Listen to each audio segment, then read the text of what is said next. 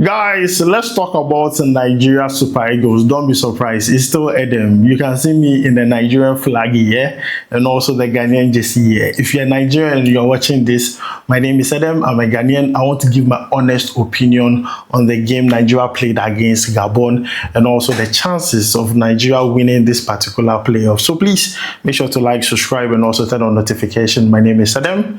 You're watching SportsCornerGH. Quickly, let's jump into it and let's talk about that game.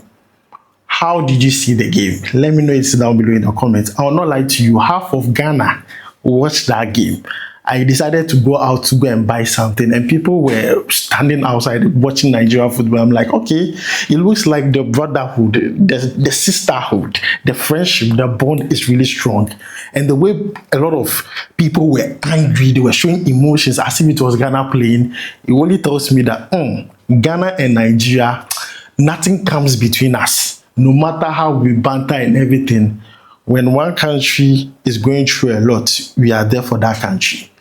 Look, I'm not going to lie to you. Most Ghanaians want to see Nigeria qualify to the World Cup. I lie or I not lie. If you're a Ghanaian watching this, you know what I'm saying. You want to see Nigeria go to the World Cup. I feel like when they go to the World Cup, it's going to make it more interesting, especially for we Ghanaians. We can go and banter.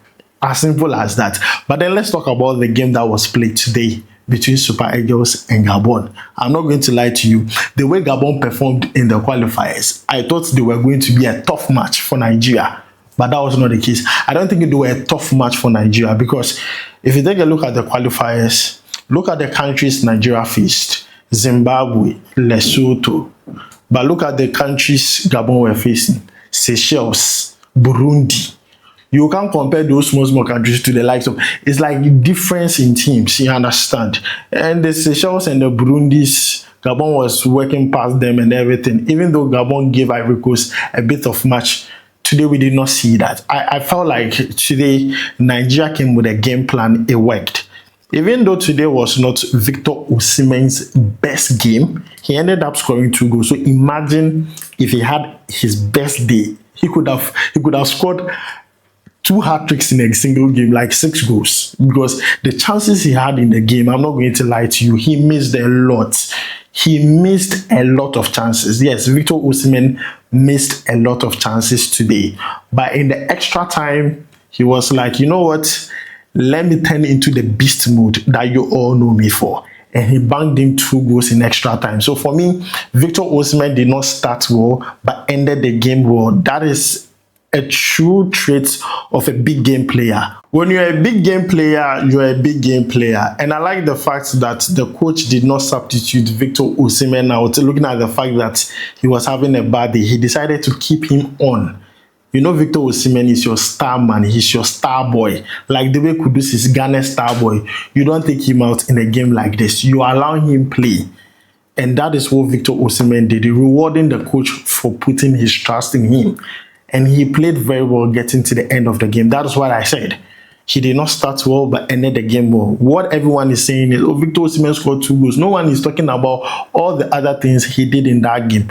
The chances he missed. Look, he missed so many glorious chances, especially the one in the 90th plus 12 minutes. Like, that could have ended the game in the 90th minute, in fact, in regular time. But Victor Osimhen missed. A lot of people were saying it was an offside, it was an offside. It wasn't an offside. He was standing in his own half, so it wasn't an offside. I think Victor Osimhen today proved to everyone, especially Barcelona, Chelsea, Arsenal, that they did a mistake not getting him. I wish he was a Ghanaian. Victor Osimhen, just imagine the ring to it. Just imagine Osimhen in that Ghana team. We will conquer everybody. Oh yeah, we will conquer everybody. But I like what Nigeria did. I respect them a lot. And I like the fact that the coach understood the assignment. When he made those changes in the second half, I felt like it was too early. And it really affected the game in the second half. But then when Adams scored that goal, he made another change. And I was like, the coach is doing another mistake. You know, when you score 1 goal like that, it's not for sure. 1 goal is not secure. Why try defend? And when they were defending, they considered, so it was 1-1. and they took the game to extra time. But you see, what I liked about him is that he did not panic. He did not go in to do and try and do so many changes or anything. He allowed the same players continue playing their football. And guess what? They ended up scoring 3 goals in extra time. So for one, I like a coach who is not under pressure, a coach who understood the assignment with the players on the pitch. As much as it was more defensive, he decided to use it to his advantage, because guess what? Gabonese, they thought they had Nigeria in a corner, but no, that wasn't the case. As long as Victor Osimhen was in that game, he was the biggest threat. And I like the fact that other players were scoring goals. That was the most important aspect of all of this. But then the most controversial one was the penalty. The penalty that VAR had to check in the second half. You watch the game, I watched the game. Was it a penalty or not? Let's be honest. Nigeria has won, so say the truth. Yes, Nigeria has won, so please say the truth. Bright Osayi Samuel, on any day, that particular thing he did in the 18-yard box was a penalty. As simple as that. There is no black or blue. There's no way to even cover it up. For some reasons, I don't know why it was disallowed, because you could see it took a very long time for the VAR and the referee to decide that it wasn't a penalty. And I think it really structured how the game went till the end. Because if that was actually a penalty, it could really disturb Nigeria. It could really put pressure on them or demoralize them. But because it wasn't given, it really boosted them. It really gave them that vim. But I think it was a wrong decision. It was a penalty. I like, there was no foul before the incident, and he was clearly pulling the shirt. So where is the reason for not taking the penalty? That's why I said, let's be realistic. If it goes in your favor, it's good. But if it goes against you, then that is the problem. And I was quite surprised to see that it was still a South African referee as the main referee, and also the VAR referee was also a South African. And I'm not going to lie to you, the officiating was not so bad. The only controversial one is the penalty that everyone is talking about. The one that Bright Osayi almost cost Nigeria. I think if you're going to attack, sometimes you need to use your head some more. Maybe it was a moment of, just lack of focus there. You understand my point. But then also one thing I noticed in that game is that Nwabali likes to do certain mistakes.